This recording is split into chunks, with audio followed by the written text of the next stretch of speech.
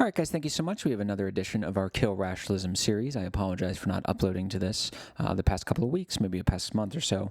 Just know that I'm always still planning on doing videos like this. If I'm not doing it, it's because I don't have the time as an intensity for it for whatever reason, or because I'm busy. I became a new father. I have to work. I have schoolwork to do, and I have to do this. And, of course, these videos take time to plan. I don't want to just do this low-quality slop. Who does that benefit? So today we're going to be talking about the many different forms and degrees of rationalism. Now, really, we're going to be talking about the different forms, because degrees is pretty self-explanatory. Either someone is more of a rationalist in this sense than the other. So it's going to be kind of a chill video today. We're not going to be getting into anything that's like super abstract or super high concept like we do in some of the other videos in this series. And I think it's important to balance this series. I don't want it to just be losing people with quantum mechanics and quantum logic. So I was talking to Colin Sharp. I released a video. We discussed political rationalism. Thank you, Colin, if you watch this, for taking the time to speak with me. That was very kind of you. And thank you guys for watching. If you did, I appreciate it. And if you're worried that it was going to be shamelessly partisan, I don't think it was. We didn't mention Trump or, I don't know, Biden or Harris or whoever. So it should be interesting. But before we recorded the camera, he asked me, he said, when you say rationalism, what does that mean? Because that brings up this, that, this, that, this, that. And it kind of inspired me to make this little quick video here. So what we're going to be talking about is, like I said, the forms of rationalism. Now, to be clear, there are many different forms, as we're about to get into in this video, of rationalism. What you cannot do, what you cannot ever, ever, ever do, is allow the other person, the interlocutor, as the pretentious academics like to say, do not ever let them convince you that only one of these applications can be exclusively true. That itself is rationalism, as hopefully this series has made clear. No, you're not going to do. If rationalism manifests in many different forms, then we're going to call a spade a spade. We're going to explain those many different forms, and what we're not going to do is take form A and then form B, pit it against each other, and privilege A over B or B over A. That's rationalism itself. That would be like this sort of meta dream within a dream, rationalism within a rationalism. So I'm not going to do that. So when you are arguing with a rationalist and you say, well, I don't understand, you called this guy at the bar a rationalist because I don't know, let's say he employed rationality to attain knowledge of the existence of God, and then you called this other guy a rationalist because he was too lost in his own head. These two aren't connected. How do you reconcile that? They are connected. There are many different forms of rationalism, and these two separate people have embodied two separate forms. So don't ever let people do that. We have to drop this either-or stuff, if applicable. So a rationalist, of course, and you guys should know this, is someone who believes that whatever is considered true by rational thought is exclusively true. Okay? So that is the common, if someone asks you for one precise definition, that is what you should say. And then this manifests different ways. So the different forms. So we'll start off with number one. This is the classic rationalist, someone who dismisses out of hand anything outside the rational way of doing things. Think your Alex O'Connor, your Matt Dillahunty's at their best, even though I'm not the biggest fan of Matt Dillahunty. He is an intelligent guy, I'll give him that, but he also seems like an asshole. And some midwit rationalists at the worst who you talk to at the bar or maybe in your philosophy class, and they just kind of, they're just midwits. One of my subscribers described it well when they said, a lot of these midwit rationalists really amount to is simply memorizing the philosophy version of times tables. That's really what they do. It's either this or that. It's either this or that. They don't really have a strong understanding of what it is they're saying. They're just kind of repeating what they've been told. So that's the two kind of degrees there. So this is someone who, of course, employs rational thought in all areas of importance and either dismisses the other forms of thought or spends his life refuting and deconstructing them. In many ways, the classic rationalist embodies all the problems that we're about to discuss. So classic rationalism is kind of an umbrella term. It's good, but, there are other forms. So the next form we're going to talk about, and we're not going to be going super into this, by the way. This is just kind of a low-key video, just kind of help you understand the different forms. Maybe in a later video I'll dive deep, but we'll give a couple of examples, but don't expect too deep of a dive here. So the next form is someone lost in their head. This manifests a lot individually, but also politically. So at worst, you get on an individual level, you get the Ted Kaczynski types. That's kind of self-explanatory. I think I think when you get to a point where you're just killing random people, I think that's kind of the worst case scenario. It's not always that bad, of course. That's a high degree of this form of rationalism. So there's a lower degree as well. And many other people today walking around are simply just lost in their heads. Think of it honestly. I've been rewatching The Office. I haven't watched in like 5 or 6 years. I've been rewatching The Office. I realize that Dwight is kind of a rationalist. The dude is just lost. He is lost in his head. He simply cannot relate to the very basic experience of what it is to be a human and to have all these psychological complexities, these pre-rational and irrational instincts, all these drives, all this stuff. He just can't do it. He's simply lost in his head. You get that a lot. Now, I think the rationalists who are lost in their head are maybe a little less autistic than Dwight, but some of these guys, they just can't do anything. They can't do anything. They're terrible socially because, one, they don't understand time as an intensity. They're incapable of looking at the qualities that charge the present moment and working with it rather than working against it. And two, they just employ rational thought everywhere. They like I said, they cannot relate to anything. It's like when Dwight tries to cheer up Pam, and he does so by just doing it in the most like cold, calculated way possible. He barely can even give a hug. Yeah, it's like I said in my notes. They can't listen to someone vent and affirm their feelings. They must offer these rational solutions that completely miss the point. Or you can tell they're lost in their heads because they're trying to be exclusively rational, so they act in a way that's exclusively rational. This is bound to trip up an intensity in people who they affect with their actions. This is bound to piss people off because human beings are not the laws of logic personified. So what happens is you have all these normal people, for better or worse, because a lot of these guys, they might be working more integrally, but they're working deficiently. And we have this rationalist come in, and he just does something. Maybe he sets a rule that just completely misses the point, or maybe he deconstructs something that's very important to people because it doesn't make sense or whatever. It's ridiculous. So he goes, and there's bound to be a point of conflict between these two. So what happens is he goes in, acts inhuman, gets a human response, and then comes back to me and whines that no one else is being rational enough to meet him. No, that's your fault. You are the idiot. Because this is the great irony. You should use this line when you're arguing with rationalists. They're so intellectual and so intelligent and so rational that they can't see the obvious that's staring them in the face. This is how you can tell a rationalist is lost in their head. They cannot just look at reality directly, experientially, and just describe it. They have to go, no, it must be this, it must be that. It's ridiculous. So politically, this is bad too. So anarcho-syndicalist, anarcho-capitalist, anarcho-communist, anarcho-Bidenist, anarcho-Trumpist, lost. You guys are lost. I don't know what to say. All you anarcho anything, literally anarcho anything, I don't take you seriously. You are lost. You are respectfully being very petulant right now. You need to come back to reality, my friend, because there has never once been a successful society, if you want to... a successful collection of human beings who are supposed to interact with each other, we'll put it that way, under anarchism or anything. All the good things we enjoy about the world, none of that appears in anarchism, besides like maybe some pre-tribal collective urges, which we can just fulfill nowadays by not being an idiot. You guys are just lost. I don't know what to say. Some of you, if your political theory has never even approximated being successful at any point and has never been tried, never been tested, never actually been put when the rubber meets the road, if you will, as the boomers like to say, I don't take you seriously. Okay, this is why I would much rather listen to as someone who disagrees with a lot of left-wing stuff, I'd much rather listen to like a moderate, liberal, left-wing guy than this anarcho-capitalist. We agree that capitalism is awesome. Capitalism requires a government, my friend. I don't know what to say. You guys are lost. It's very childish, very petulant.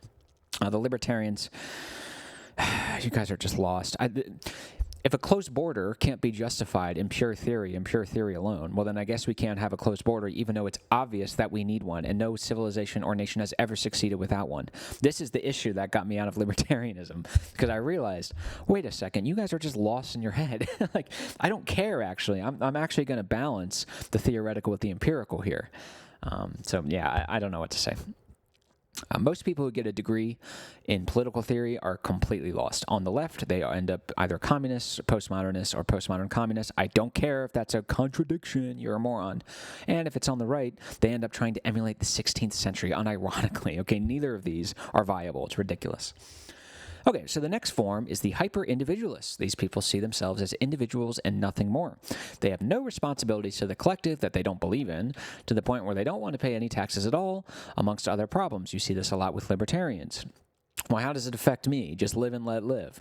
Look, I don't know what to tell you. In the same way that a molecule is its own individual autonomous thing onto itself, it's a whole, right? It's a singular whole. When you put a bunch of molecules together, you create cells. So in that sense, a molecule is both whole and a part simultaneously. So that is to say, you are both an individual and a member of the collective, a whole unto yourself, the individual, and member of a collective, the part, simultaneously. Simply put, whatever individual achievements you think you've accomplished, and by the way, actually, I'll make this point later, but some people like to play this game where the individual's actions have no effect on your life at all. That's as ridiculous as saying that the collective has no effect on your life at all. That's absurd. You drive on roads that other people built and paid for with their taxes. You are allowed to go to work because you don't have mortars and missiles coming in and blowing you up. You have a justice system. You have all these things, okay? All these things. These are prerequisites that allow the individual to thrive. I am not saying that the individual's actions don't matter. I'm not saying the individual should be negated. I'm saying in the same problems that arise with the collectivists going way too far and completely negating any individual moral responsibility, any individual rights, we already know that the problems with this approach. So don't go the other way and just expect everything to work out. You should have a healthy degree of respect to the collective, okay? Their actions allow you to thrive. You should be trying to give back. No one's saying you have to be a communist, but some of you guys are lost. It's not that these idea of how does it affect me and live and let live, it's not that they're inherently bad, but they become bad when you employ them like in any and all circumstances. It's just at a certain point it becomes hard to like enforce any sort of moral or political order at all. So these individualists, they create political systems that can only operate functionally if the people who operate them have the exact same hyper-individualist mindset, which is now deficient, like they do. Again, you see this a lot of libertarians. Well, I don't need myth or poetry or spirituality or religion to be successful. So I'm going to create a system where none of those are going to be present, and the only thing that's going to be present is individualism. Yeah, that's nice. Of course, I'm going to ask you, well, how do you reconcile this belief in your head with the fact and the historical accounting that none of this has ever happened before, that all people need this, and even if they don't, it's just such a vast minority that would be suicide to create a political organization off the whims of these hyper-individuals. How do you reconcile that? They're never going to. Okay. So number 2, binary bounds. And this next one and the one after that are kind of tied together. So binary bound. These are rationalists who simply cannot get rid of the binaries, no matter how useless they become when viewed under an irrational lens. Something is either true or false, and paradoxes cannot exist at all. There are no degrees, nor any balance. It's one or the other, no matter how much actual reality doesn't align with this inframing. So take that molecule example I just gave. A molecule is both an individual and a part of a collective. It's a whole and a part simultaneously. Great. A rationalist would take that and they would say, no, it is either a whole or a part. They simply cannot get out of this binary. So kind of related to this is Mr. Antithetical / Mr. Unmediated, our next section. So this is someone who takes polar complements and turns them into dualistic antitheses. So we have nothing versus something. That's a polar complement. Philosophers, there is a reason you will never get something from nothing, because you took a polar complement, put it into the rational, antithetical, dualistic lens, and now you're trying to get to one through the other. It will never, ever, ever happen. You've already made the fatal flaw. Is versus ought. These are polar complements. These are both simultaneously present. They both condition each other, both affect each other. If you want to know more about that, go watch my Kill Rationalism video about why rationality will never bridge the is-ought gap. Rationality versus irrationality, right? These are polar complements. There's a certain sense to irrationality, and rational sense is created and conditioned by irrationality. You know, if I was fat growing up, and you came up to me at work and you said, wow, you're looking really, I was sick last week at work. I haven't seen you. You look really great. It looks like you almost lost a few pounds. Instead of being a normal human being like, wow, thank you, that was really kind of you, you didn't have to say that. Imagine if I responded with, what do you call me fat? What do you call me fat? I don't like being called fat. It's like, okay, so what's happening here? his reaction there was irrational, right? But it's only irrational without the prior context. So when you have the prior context of people bullying you for being fat, it actually does make a little bit of sense that he would respond irrationally. So we can see the sort of polar complementary nature of irrationality and rationality. So yeah, you have to do that. These are complements. And then friend versus enemy. You can argue these are polar complements as well. So they're all making the same mistake. At best, they'll never reach the conclusion they desire. At worst, they create the seesaw from hell that we talk about so much, particularly with rationality and irrationality. These people will take the irrational truth and all its complexity and will simply run it through the rational projection. So this is kind of a combo of the Mr. Antithetical and the Mr. Unmediated and the binary bound. So I remember hearing these two guys argue about immigration. I saw some argument about the H1. This isn't going to be particularly controversial. I saw some argument about H-1Bs, and one party thought he caught the other in a logical trap because he said, quote, "So immigrants are both productive and non-productive," he asked very smugly. Yes, that's exactly right. That's exactly right. Even immigrants among the same group. First of all, immigrants signifies millions of people. The group ultimately constituted by individuals. So yes, some are going to be productive and others will not be. Thus, they are both productive and non-productive simultaneously. Yes, that's how it works. And this would apply to every immigrant group. It could be Americans, white Americans going into China, we'll say. It could be Chinese coming to America. It could be whatever. Jamaicans, who cares? Yes, that's how it works. It is both of these. It's not one or the other. It's childish. And that doesn't even get into the fact that immigrants could mean Canadians or Haitians. So on one hand, you have some people who are very close to us culturally and even geographically, and the other who are just complete opposite, for better or worse, you know. So the person, the rationalist this guy was arguing with, he took all this obvious stuff and he simply could not get out of his binary one or the other.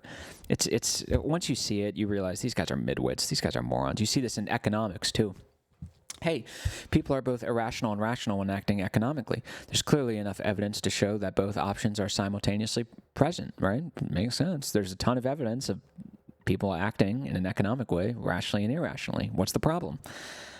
No, the rationalist says, no, they're either fully rational or they're fully irrational. They cannot just see through it and describe reality, because the description of reality completely negates their projection. They can't see it. So these guys, next up, moral logicians. These guys are the worst. So, of course, they believe they can find a perfectly rational moral system that will confer objectivity to moral systems and reasoning. And then also, of course, due to their limitations of their own thought, including the perpetual division, they will never accomplish this. And also, every single one of these people, at the end of the day, ultimately appeals to pre-rational intuition. Not saying that's a bad thing necessarily, right? But when people morally and they try to logically hold your hand and follow you through this sort of syllogism, go check the very end of that. What are they appealing to ultimately at the end of the day? They're giving you logic and they're saying intuitively, does this sit right with you? Does this match with reality?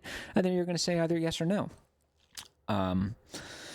So what inevitably happens with morality and the moral logicians, so of course the problem is obvious, right, if you're in this Kill Rationalism series. Obviously, as we've made very clear in the series, rationality is limited to the quantifiably measurable and consciously known. Our moral contents are immeasurable. They are parts of the soul. Rationality operates with the brain. Morality operates with the heart. I don't know what to say. So you will always run into problems if you use an exclusively rational point of view. And what inevitably happens if you do that is when they either consciously or non-consciously realize that they will never solve this, guess what happens? Nothing can be considered true at all. There are no moral right and wrongs because we've bet it all on this one mode of thought being able to solve everything, and it didn't solve anything, and it never was going to because of its inherent limitations. So now what do we get? We get this sort of Foucault moral anarchy, or we get this really cringe nothing is a priori wrong and everything is just because it can't be proven by logic, therefore none of us can stand up and say, hey, it's probably not good for 5-year-olds to be involved like sexually with grown men. You get this sort of, the moral landscape becomes this anarchic free-for-all. It's just a complete joke. These guys, they will say the most degenerate and disgusting, These guys will then say the most degenerate and disgusting things are actually morally permissible because no one can determine wrongdoing a priori. Then all of a sudden we're getting unironic moral debates about whether it's okay to bang animals, thank you YMS, or whether it's okay to take 5-year-olds into strip clubs because of drag story hours or whatever it is. So dumb. When you look for the right thing to do, you don't look to the brain, you look to the heart, or at the very least, you look to the brain conditioned and integrated with the heart. Please stop doing this.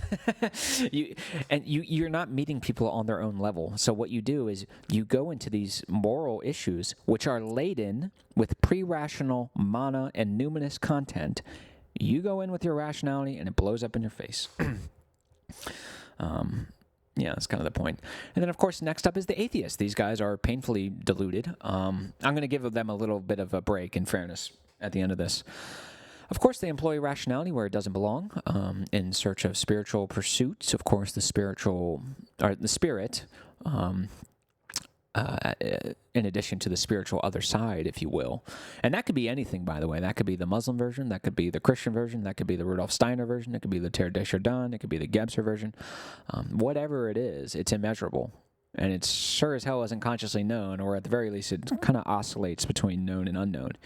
So, don't know what to say. By the way, have the courage to follow this to its conclusion. Have the courage when anytime someone tries to get into a rational debate about the existence, just walk away. I've done it 1 trillion times. I don't even bother. It's a waste of time. It is a waste of time. It's Sisyphus. I don't know what to say. I've had people actually be like, well, if X then Y then Z, right? And I'm like, about God, I don't even respond. I just sort of go, yeah, you're never going to be able to get it. So I don't know what to tell you. I don't even bother. Every time I see an Alex O'Connor, Trent Horn debate, I don't even bother. It's a waste of time. You're trying to snipe each other with boxing gloves. Not going to happen. Let's see, of course. And then, of course, the atheists profoundly misunderstand what mythology is, and religion, for that matter, and springboard off that profound misunderstanding to deconstruct every aspect of a society that we need. The great irony is that their own myth of themselves is a story in which they are a symbol for fearless truth. But in reality, it's a bunch of rationalists completely misunderstanding themselves and the world and then springboarding off that misunderstanding to ruin everything, but they can't see it because their own myth, they too, all the rationalists who like to deconstruct your myths, they also operate on a myth that they are truth tellers and truth seekers in a sea of irrational nonsense. Yeah, ridiculous. You have a myth. Why is it okay for you to have a myth that creates and conditions your rational statement, that integrates and balances your rational statements, but when the religious do it, when the Muslims and the Christians do it, that's a problem? Explain that to me. It doesn't make sense. No, I'm not going to accept it. It's ridiculous. These guys are a joke. By the way, keep an eye out for a new Seeing the World Integrally video. I put out a pretty, I don't want to sound like I'm bragging, but I think a pretty good Substack essay about mythology and its potency, its power to transform the life, to transform the soul. On my Substack, I'll leave an article or a link to the article in this description. So, love you guys. All right, next up. The time ignoramus. We're almost done, boys. Don't worry. So anyone who doesn't understand time as an intensity, to be clear, this is like 99.99% of the people in the world. So I don't know what to say. Most people don't understand time as an intensity. They look at you like you're a joke. Everyone who views time exclusively from the mental, rational perspective, clock time, calendar time, stuff like that. Again, that's pretty much 99.9% of people. Pretty much everyone in my life, besides you guys and other people who I know have read Gebser and accepted his work, maybe like John David Ebert, everyone. So and when you walk into the grocery store, literally every single person in that is a rationalist in this sense. It just is what it is. I don't know what to say. Don't use this as an excuse to become egotistical. You're not better than anyone. You got lucky. You got lucky that I was, or Gebser found you. Don't get egotistical. Excuse me. This one it's more understandable and more forgivable. I think. It's hard, I mean, I would be a rationalist under this view 6 months ago or 2 months ago if I hadn't read Gebser. So don't think you're better than anyone.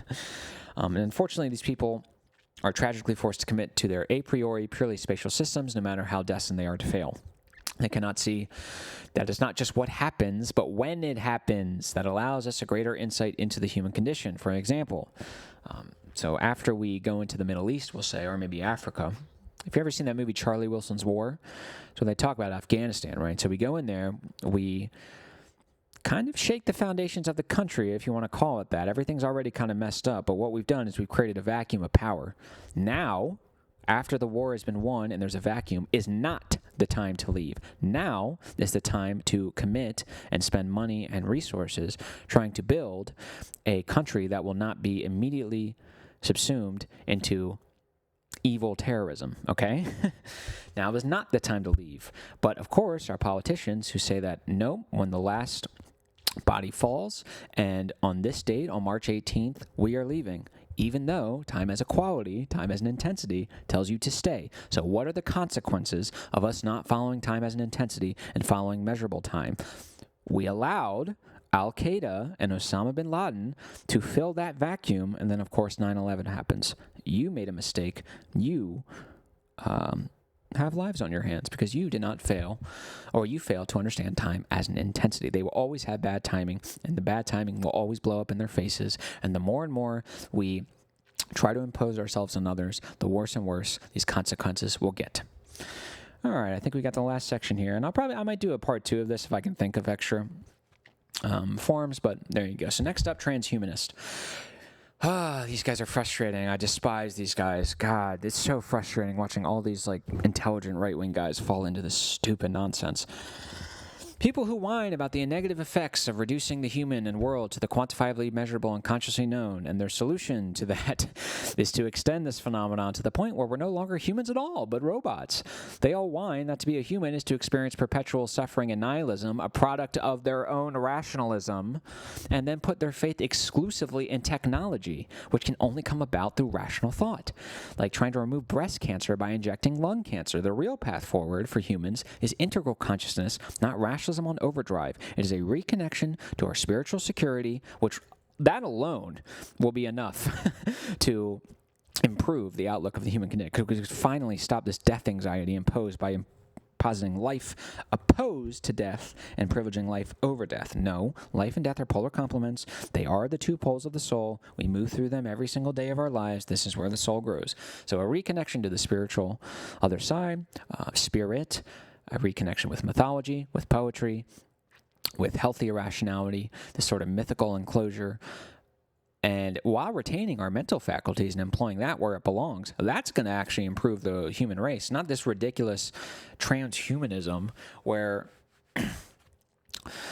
again, like, man, I can't imagine someone whining about nihilism and suffering and all the lack of meaningless of what it is to be a human. Being a human is so bad and it sucks so much that we have to create all these technologies that will confer on us abilities that are so great and so distinct that we might as well not even call ourselves humans anymore. So your solution to the problems of anti-humanism is to turn us into vessels for technology. Empty vessels for technology. To turn us into spatial containers that technology will fill for their own ends. Got it. Makes sense. I'm really glad our anti-rationalists totally aren't driving us off the cliff, and we're screwed. And that's kind of another point. So humanists are also rationalists, and anti-humanists, which I would just argue the transhumanists are also rationalists, because the anti-humanists, as I just explained, and then, of course, the humanists are rationalists because they, in their arrogance, their individual ego arrogance, have placed human beings on the mantle of the ultimate entity in this world. That is bullshit, okay? The spirit does exist. Spiritual other side exists. The God being, whatever it is, Christian, Muslim, whatever, exists. You are a fool. You are a rationalist who has taken the strong subject and taken it way too far. So those are the different forms of rationalism that I've thought of. Then, of course, the different degrees are obviously, well, some may be a higher degree of rationalism than others, you know. Some might be an atheist, but maybe they don't take it that seriously, right? But then you have the other guys who are like the atheist stereotypes who you see on Reddit, the sort of A.A. Lewis, in this moment I am enlightened by my own intelligence. In this moment I am euphoric. Oh, what did he say? In this moment I am euphoric. I have been enlightened not by some silly god or some myth, but by my own intelligence. You get that kind of different degrees. So let me know in the comments if you guys think of other examples of rationalism that I might have missed, that I might have talked about and just completely forgot. Sorry, this was kind of a shorter, less taxing video, but I wanted to do another video in this series. I think it's important to keep up with it. So I love you guys. You guys are the best. And let me know your ideas. I love you. Thank you, guys.